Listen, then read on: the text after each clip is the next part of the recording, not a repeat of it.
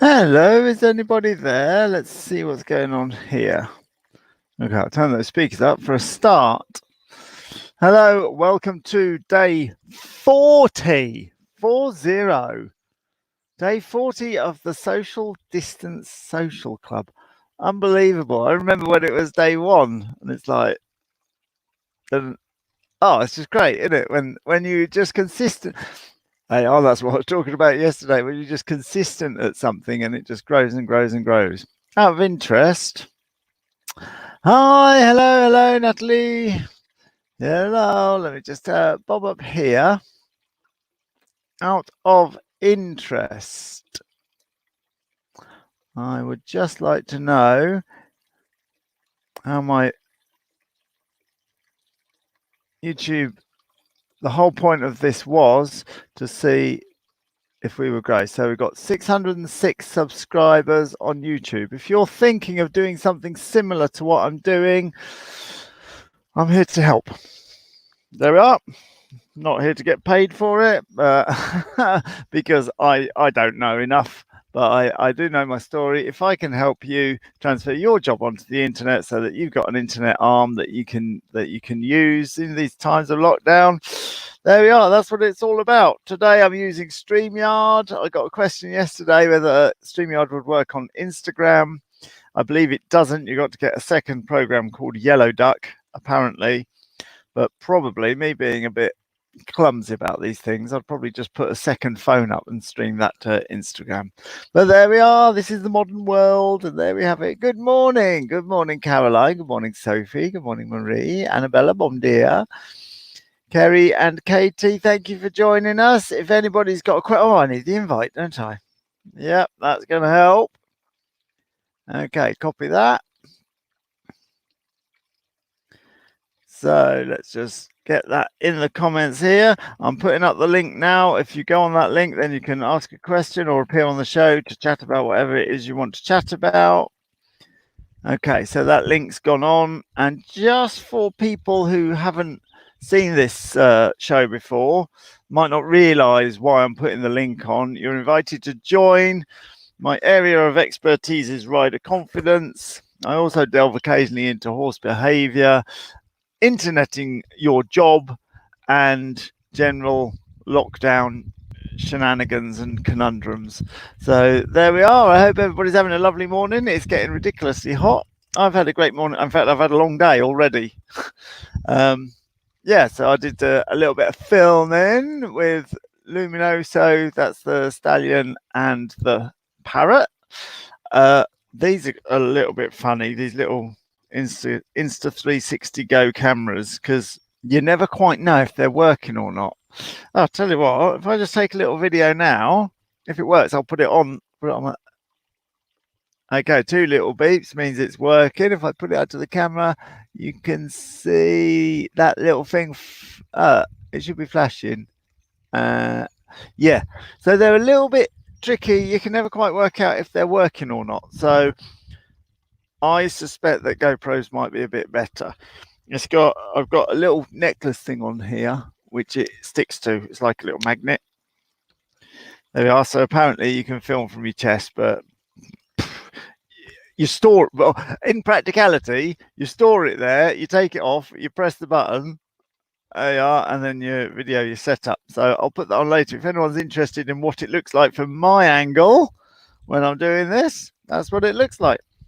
So there you go. If you would like to join the show, let's just waves to the camera.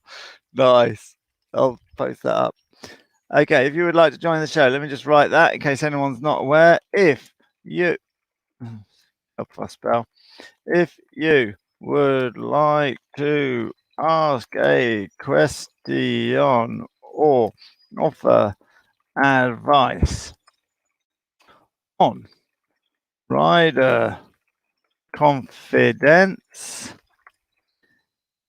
interneting your job, or anything else, click here. Lovely. Come on then, let's have somebody join the show. And ask a question. Absolutely lovely. So I saw it again yesterday. Advert. Somebody saying confidence giver wanted.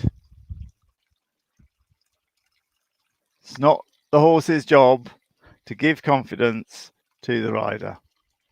It's your job to give confidence to the horse. If you get a confidence giving horse and spend your time going ooh, ah, ooh every time a pheasant jumps out or you go past a haylage bag or something like that, you're not going to have a confidence giving horse very long before it starts trying to work out what's wrong. We see people all the time because of the thing that we do when we go to shows and we've got flags and all sorts of stuff. And you see horse riders come past and the horse was walking past. I mean, I see it here when people come for lessons. There's a whole part, you know, the way you just store your jumps in one corner. The whole pile of jumps over there, and people come for a lesson and they bring their horse in, and the horse is just walking quite happily past the jumps, and the rider stops it for the horse to make up its own mind. Now, hands up, I am aware that a lot of people subscribe to let the horse make its own mind up, but I always have the attitude that it might decide no, and then we're going to be in trouble. If it makes its own mind up, it might change its mind to me. Basically, I get through to the horse that if I'm schooling you, then clearly nothing's wrong. And schooling you means giving you instruction. So at some of the shows where we're at, we do. Oh, in case anybody doesn't know, my name's Carl Greenwood. I'm a rider confidence coach, a hypnotherapist, and a performance horse trainer. And we have a show, a Jigotovka show, which is a Russian style of tent pegging, the Russian Cossack sort of skills. And we go to county shows. In case you didn't know, if anybody's interested, it's www.internationalcossacks.co.uk.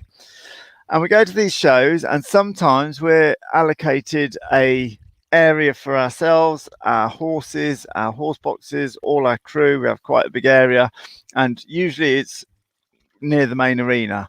But sometimes it's not. Sometimes it's a little trek towards the main arena. And we might have 9 horses in a show. And you've been to county shows, you know what they're like. As you go there, there's the, you know, those kids are on bouncy trampolines that look like spiders. They've got this framework, and the kids are on bouncy trampolines and bungees, so they're all going up and down. They've got the guys doing the shoot the ducks with the air rifle thing. We've got people doing the Zorb balling, where you get into a ball and you roll around this big inflatable arena. You've got the inflatable slides. You've got roller coasters, the crazy house, everything. And we've got 9 horses to get there. So it wouldn't do us any good at all to let the horse make its own mind up. When it comes to the first horse comes to the trampolines and stops and looks at it and makes its own mind up. And even if it makes its mind up the way I want it to make its mind up, it's still going to take it 20, 30 seconds to go, oh, that's all right. That's all that happens is those kids bounce up and down. Well, there's 30 seconds gone. The second horse does the same. We've got 9 horses. You can see that we're not going to get very far very quickly, because by the time we've got used to the kids, we've then got to get used to the pop range, and then we've got to get used to the Zorb. I mean, it's just not going to happen. It would take us all day to get to the arena. So we march forward, getting the horse to march exactly how I like to lead a horse. Now, I like to lead a horse with standing right at its shoulder, and the head of the horse being just in front of me, and that's how I lead a horse. And I'm certainly not going to change it now and let the horse think that anything's wrong because I've changed my regular routine of how to do things. If there was ever a time to stick to routine, it's when you're going past all the Zorb balls and the air rifle range and the kids on trampolines and the Red Arrows simulator. So I'm a great fan of not letting the horse make up its mind. Hello, Tracy, who joined us as well. Smashing. Okay, lovely. Hello, hello, hello. Thank you, everybody, for joining. If you have any question on rider confidence, and it doesn't matter what discipline you're in, rider confidence is the same. You do your horse work, whatever it is that you do, Western riding or natural horsemanship or classical or whatever, and your instructor says do A, B, or C, and if you haven't got the confidence to do A, B, or C, that's where I can step in. So any questions about rider confidence, any advice about rider confidence, or interneting your job, which is what I'm doing now, turning a bricks and mortar business, which you see behind me, my stables, into an internet arm because we're all in lockdown, which isn't going to last very long, which is very exciting. We've put new dates on. Anybody who's got the we had an offer earlier this year for the rider confidence, and you get a voucher which is valid for a year. Well, half a year's gone and you haven't been able to fulfill your vouchers. So anybody who's got a rider confidence voucher, we put more dates on the website yesterday. There will be more. We only put the rider confidence a month or two in advance. All the vouchers for rider confidence, horse archery, stunt days, Jigotovka camps, normally they're valid for a year. They're all going to be valid for 2 years now. So that if we put on the dates for this time, but if they don't suit you, don't panic. Your vouchers, although they've got 1 year date, we're going to extend them for 2 years, of course. The website is horsebackcombat.co.uk for all the courses that we run. So there we are. Don't panic, and we'll see you in due course. However, we're starting to make sure that everything's clean. We're doing cleaning things and cutting the grass and getting the maintenance people in. We've got a wildflower meadow that we've just sown. Hanging the gates, just making it all look spick and span. And I believe that we're going to start the courses June the 1st. So there we are. There we are. And I've got a nice little comment from Angie. Look, I can show this on StreamYard. It's very clever. Beautiful. Look at that.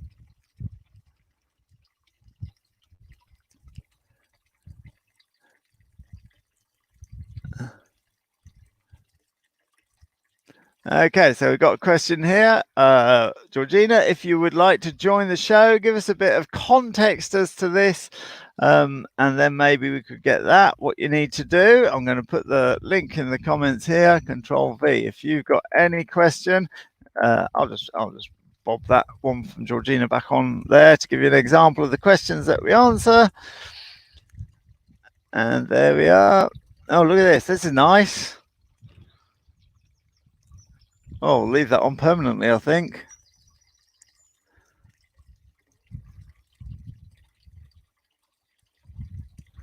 Super. Okay, then. So, is the link. There's the link. If anybody wants to join. Oh, how do I get that off now? If anybody wants to join the social club, there you go.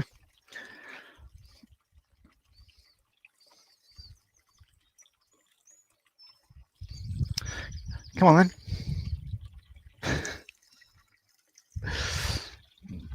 Oh, when I was, I'm just going to chat now while somebody joins. When I was flying Popeye on the Stallion this morning, these flipping red kites came over, and they're so determined to be hunting Popeye. I was really quite worried. I was going round and round and round on the horse. Popeye was going round and round with me, and then we had 2 red kites going round and round and round after Popeye. And I thought, if one of them dive bombs him, I'm not sure I can do a lot from on top of this horse here. But anyway, there we are. We'll have to rely on him being swift. Anybody who doesn't know, Popeye is my blue and gold macaw. Oh, look, someone's coming to the waiting room. Okay. Let's have a little look. Oh, it's Chris. Oh, Chris is my tech man who is also learning to ride horses. on account of he's done my website and all the tech and that. If you've got my book or anything, you'd have interacted with Chris. He's done an absolutely marvelous job. But through interacting with you lot, he's also been inspired to go and learn to ride horses. So let's get Chris onto the show, see what we've got. Hello, it must be early where you are. Yes, how are you, Carl? It's 6:26 a.m. Blimey, you're up early. Yeah, fine, thank you. How are you? I'm good. I woke up at like 5 a.m. I hadn't cut my hair in a couple months, so I took the razor to it. Yeah. My wife called me a cue ball. Yeah, like one of those mic. You know when people have a microphone. When my hair grows, my hair's like that, obviously. When my hair grows, it looks like one of those microphones that you have with a great big wind cover on it. I was trying to keep the big foam things.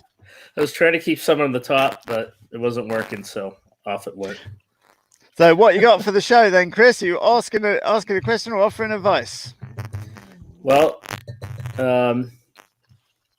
you've known me for a while, and like you said, I'm a techie guy, but I know you coach horse riding confidence, but yeah.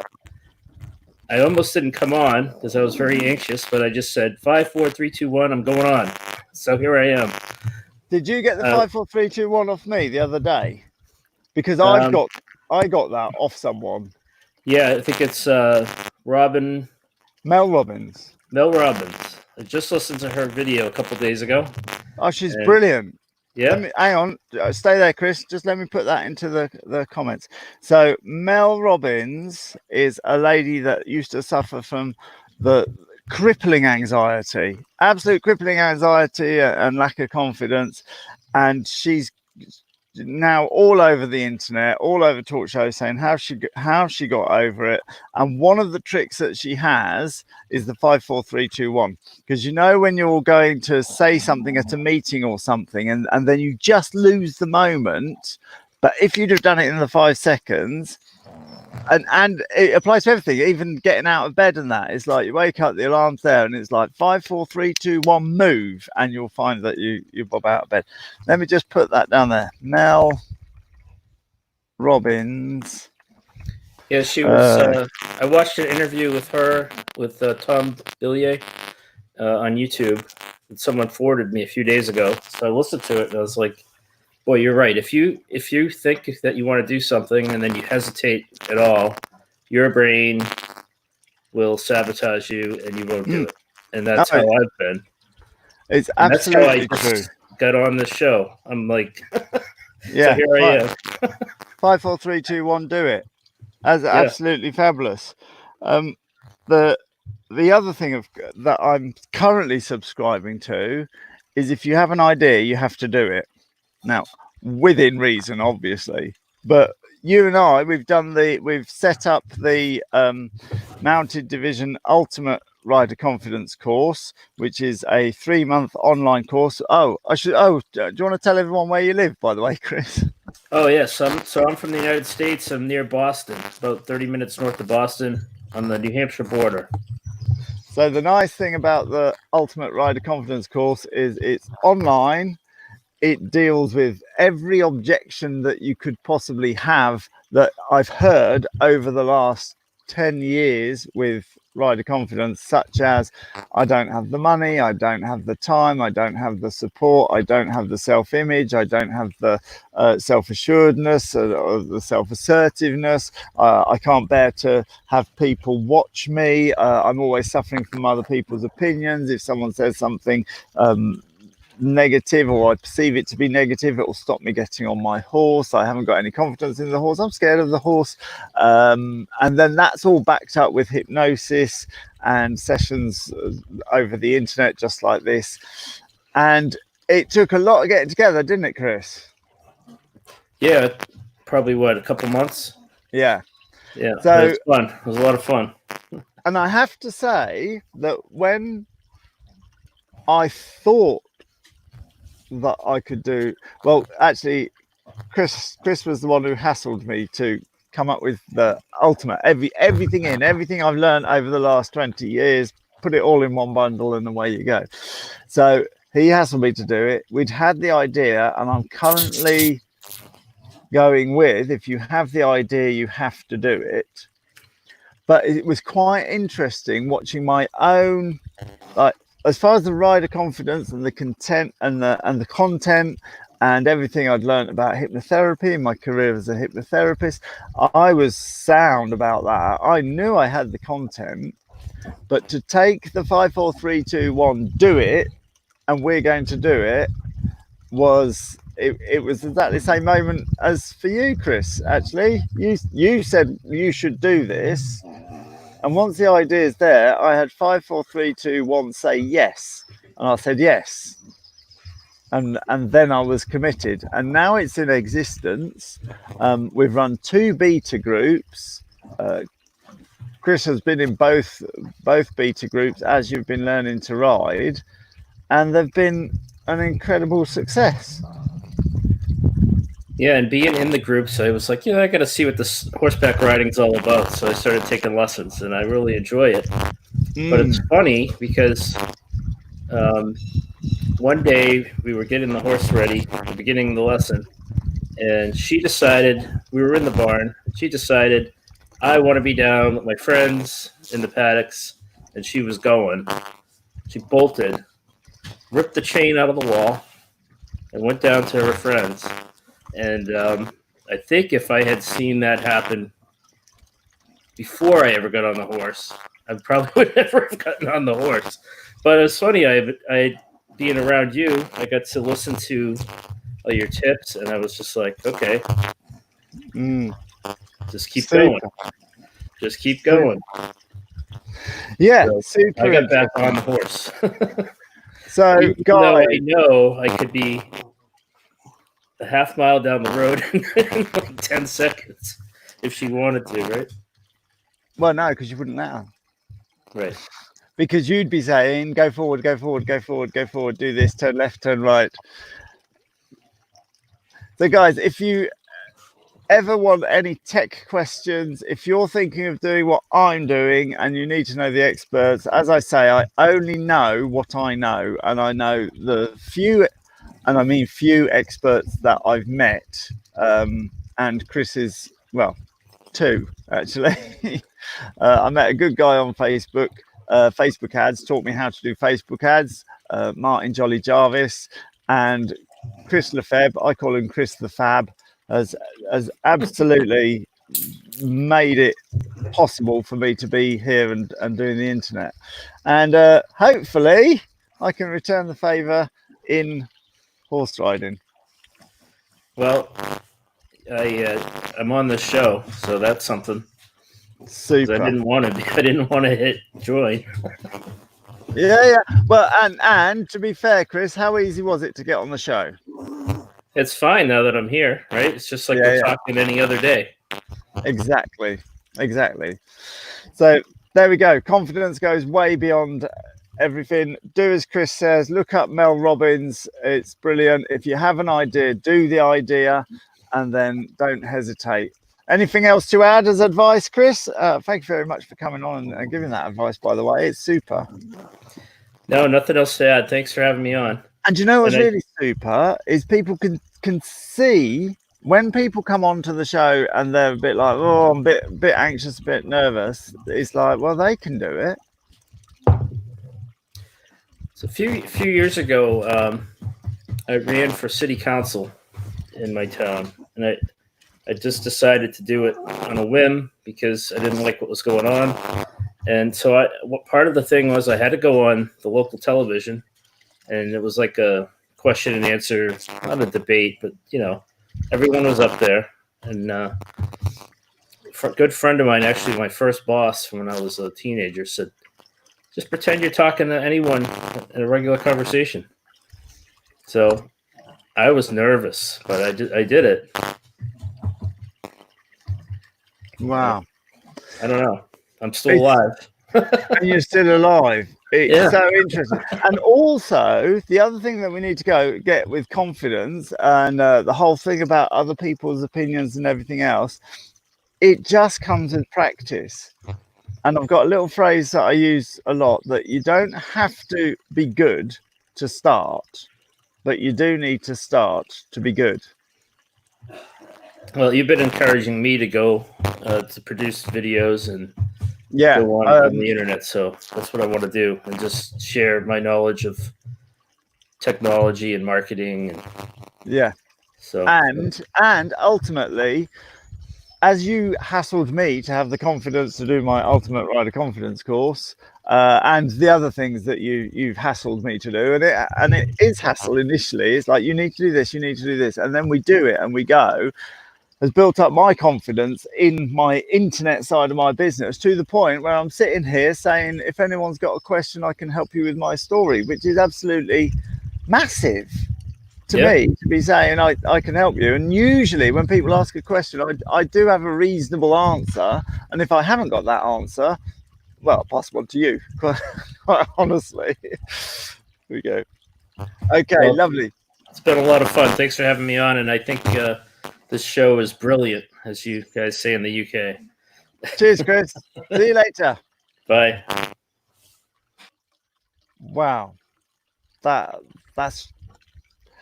really gets me thinking about confidence, how to help people get inspired at trying something new. And we've all got this other people's opinion, but those of you who could see Chris's nerves when he first decided to come on the show, and those of you that could see him relax, is your opinion of him any worse because of that? No. And yet we feel that if we're going to try something new, especially with on horses and this and that, or if you're the only natural horsemanship person in your yard, or you need to speak up at work, or we then think that people are going to react in a way that people just don't. Incredible. Chris, if you're still watching, don't make this the only time that you come on, because I think that was a brilliant example to other people. Anyway, moving on. Georgina's been waiting patiently. Georgina, you've been waiting patiently. Hello. Thank you very much. Hello, can you hear me? I can hear me. I can hear me, and I can hear you. Cool. Yeah, my question is confidence on hacking, really. I had an accident about 4 years ago, maybe? No, 5 years ago now.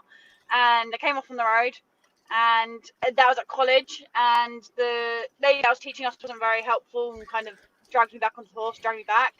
And I kind of didn't go hacking ever again afterwards. So my own horse didn't like hacking. Oh, really?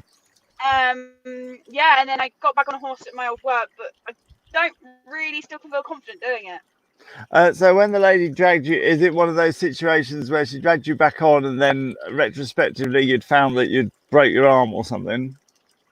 Well, no, I didn't break anything. I was quite lucky. It was a 16-2 thing, and it reared up, and I came off backwards, and I got back on, and she literally grabbed hold of the reins, and it was really embarrassing more than anything that I got dragged through the class of her calling me names and everything, because this horse freaked out from a lorry passing us, and everyone was trotting forward, and so the horse I was on got a bit like, oh, wait a minute, what's going on? I've tried to slow it down, calm it down, and the next thing I know, it's just gone up on the speed bump, and that was it. We were off. How old were you? I was probably about 17, 18 maybe. Fascinating. I've got this thing that I express quite a lot, this little story, and it's about stage hypnotists like Devon Brown and things like that. That there's a particular kind of hypnotic induction that screen hypnotists and stage hypnotists do, and they say, hello, my name's Carl, and as you go to shake their hand, they grab your hand and they turn it backwards and they lift it up. Sometimes they pull it right in the air and they go sleep, and the person goes, whoa.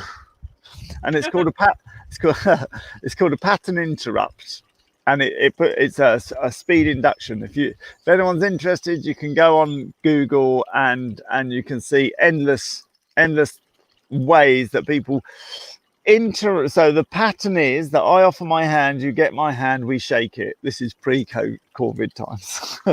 There we are. No, hang on. COVID's the magpies. COVID, yeah, this is pre-COVID times. And this is pattern interrupt. So basically, you give the people a shock, and then you give us a strong command, and they're in a hypnotic induction. It's the same principle that the police use when they kick your door in and they go, "Police!" and they come in shouting like that, partly for their own protection, but partly because they know that everyone will freeze, and then they shout, "Get down on the floor." The endless ways that this is used. It's called pattern interrupt, and it's a quick way of getting someone in a hypnotic trance. So what happens is somebody falls off the horse or has some shock, which is the equivalent of shouting police or kicking your door in or pulling your hand up or doing something unexpected. And for that moment that you're falling on the floor, you're not even hurt, but you're falling on the floor, and then you're in a hypnotic state of survival. You're just shocked and a bit. And if a voice of authority comes in and says something, the chances of you doing that thing are really very, very high. So if somebody then confidently says, "Jump up, you're all right, get on," chances are you'll jump up, you're all right, and you'll get on. Which I did. If somebody then shouts at you, says that you've been stupid, then drags you around and humiliates you, and you happen to be a 17-year-old girl who's probably quite self-conscious anyway, because we all were when we were 17, you can see how that would put you off hacking forever. Nothing to do with falling off the back of the horse, because you were fine. Yeah. You've fallen down the stairs a higher distance than you fell off that horse, and you've been fine, rub your bum maybe, and you've never gone around going, "I'm never going to go near stairs again. I've got a mental problem with stairs." So it's nothing to do with well, firstly, you came on and you said, "I had a bad accident," and then you said, "I didn't get hurt at all." Well, it was a bad accident in the fact of like, It was I frightening. didn't expect it to happen. No, it was more scary than anything. Like, in my opinion, I'd never seen anyone fall off the road either before. I was the first in my lot to ever have done it, and never really didn't think it happened that much. And then all of a sudden, I was the poor lucky soul that happened to. So the lesson is, even if the horse rears up and you fall off the back and you're on the road, you're usually all right. Yeah. That's the lesson, because people have, I promise you, 10,000 people have fallen off this morning, and overwhelmingly they've been all right. One of them out of that 10,000 might have got hurt, because that's just the way averages go. But it's normal not to be hurt. And in fact, you've gone out, been in a crazy situation, fallen off the horse on the road, you've been fine, which is normal. And yet everybody else will turn around and they won't say, "You fell off on the road? Oh, you were normal." They don't say that, do they? They go, "You fell off on the road? Oh, you were lucky. You could have been dragged. There was this woman in 1973. She fell off on the road, and her horse dragged her. Her head came off and all her guts came out." And that's what happens, isn't it? Yeah. There we are. Especially if people are saying it when you've had that shock moment, when you've fallen off the horse and you're absolutely fine, but you were very scared, you were frightened, you got that shock, and then someone says, "You were lucky, you could have been dragged, your head could have come off." Your instructor's going, "You're an idiot, you're stupid, I'm going to go and humiliate you." And none of it is related to the horse rearing and you falling off and getting back on again. Well, I think the worst part was the college actually banned me from hacking afterwards. After I fell off. There so we I go. didn't hack again at the college, and I didn't hack my own horse because he didn't like it. So I just didn't hack it for ages. And now I've got a new one. I want to hack. I am certain that your reluctance to hack comes more than 50% from the reactions around your non-accident. These things happen sometimes. It's normal. In fact, it must be, because if you'd have been with a bunch of capable riders who don't make a drama out of every little thing, if you'd have been with people and you'd fallen off and someone else had fallen off and they'd gone back on without a fuss and you gone back on without a fuss, and you'd all made a bit of a rude joke about it and said, oh, I thought something about trousers, or I need to change the trousers now, or something rude like that, and you carried on, you wouldn't see that incident in the same way, and there's no way that you would have thought that hacking was a bad idea. You'd have thought what you could have done better is like, oh, that wasn't very good. So next time when my mare goes out and does this, that, and the other, I'll put a stock saddle on it so that I can't fall off. Or I'll put a grab strap so I don't accidentally pull the reins, because there's always pulling the reins that makes them fall over, or makes them rear in the first place. Or next time that happens, as soon as those tractors appear, I'm going to A, B, or C, turning the what if a tractor comes into an if then. If a tractor comes, then I'll do this. I'll have, and you can discuss that with people in a positive, interested, dynamic way, without having to discuss with people what could have happened, how you could have been, what could have done, and going into those awful black holes of conversations that leisure riders sometimes choose to do. Does that make sense? Yeah. Okay. So there's the cause. That's why you overly took it on board that hacking was a bad idea. The question is, what are you going to do about it? I'm not really sure, to be fair. I'm not gonna lie, I went and stupidly bought a youngster that I need to teach to hack. But I want to hack it because, well, I don't want to get sick of the school. So yeah, I know it needs to be done. Yeah. So I can kind of force myself into it. Have you read my book at all? I have it on PDF. I was starting to read it the other day. Oh, have you? Oh, right. Oh, well, look. Let me put the link in there for everybody. No, you don't. I don't want every answer to turn into a sales message from me. It's not the purpose of the show, but nonetheless, carlgreenwood.co.uk. But nonetheless, I have written this down in a book about one of my principal themes, which is, if we're scared of something, if you're scared of something, first of all, find the joy. So bear in mind that when you currently think about hacking, how much does that incident that, oh, I can't see my hand there, everything's back to front. How much does that incident be in the back of your mind there? Quite a lot of time. I haven't hacked for 5 years on purpose. Okay. My old work managed to get me on one horse, and that was it. So when people say come on a hack, is that the instant image that appears, or does it not bother you that much and it just comes up time to time? No one ever asks me to hack anymore because they know I'm going to say no because of what happened. Okay, so this image is bothering you and you're not shifting it. No. Is that correct? That's what's happening? Yeah. Oh, cool. That's easy. Oh, marvelous. I'm afraid you're gonna have to spend some money, but what's going on is that you're turning an incident which is never going to happen again because you've not got the same horse, you're not in the same place.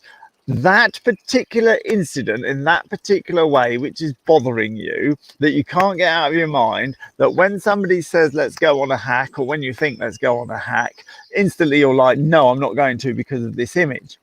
So what we've got to do is find the positives, the joy positives. Let's get a bit more joyous than that. The joyous nature of a hack. What's wonderful about a hack? Whether it's, galloping along with the sun burning the back of your neck and the bees going along with you. I don't know. Whatever it is, that's all the flowers and the galloping on the beach. Joy, joy, joy, joy, joy.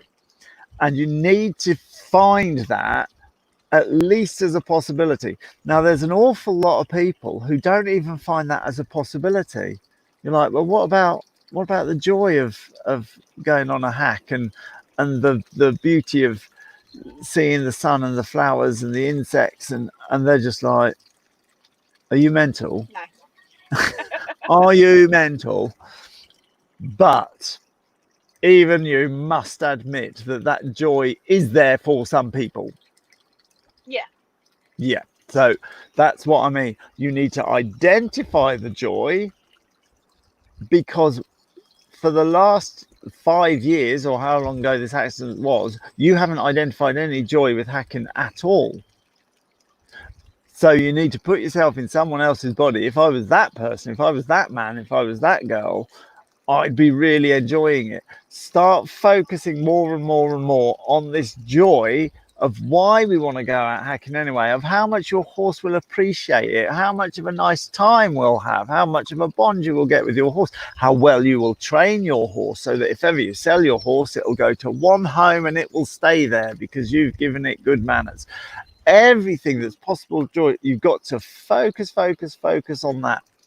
So then we've got two pictures. We've got this is hacking. Hacking is, oh, scary tractors, or joy, galloping, flowers, sunshine. So now we've got two. This one here, the tractors, we now need to get rid of that. This one image is bothering you and preventing the joy coming in. So you've got to identify the joy, and now you need to get rid of the tractors. So that accident, specific accident, is never going to happen again. And if you're allowing it to block you, then that's irrational. It's just nonsense, because it's not going to happen again. When an irrational thought comes up and stops you from living your life, that's called a phobia. Now, people have irrational thoughts about everything. Some people are terrified of leaving the house for fear that they haven't cleared it of spiders from top to bottom and moved every cupboard and taken all the clothes out, and it cripples their life. Some people have an irrational fear of going out. Some people have an irrational fear of staying in. Some people have an irrational fear of frogs. Some people, and so on and so on. That's called a phobia.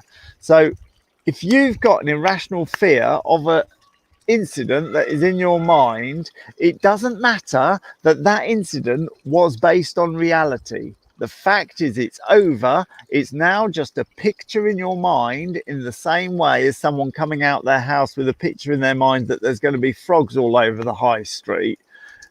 You just need to go along to your friendly neighborhood hypnotherapist, or in these COVID times, probably an internet session like this, and getting rid of phobias, and it is a phobia because it's irrational that you're still dealing with it, is a hypnotherapist's bread and butter.